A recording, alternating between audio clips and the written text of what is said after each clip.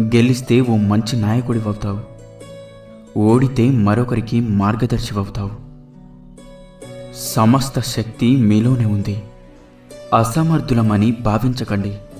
మీరు ఏదైనా చేయగలరు, అన్నిటినీ సాధించగలరు.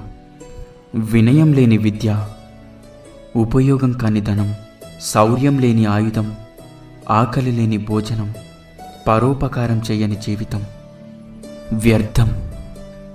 ఆరంభం అతి స్వల్పంగా ఉందని నిరాశపడకండి. క్రమంగా ఘనమైన ఫలితాలు అవే వస్తాయి. సాహసంగా పనిచేయండి.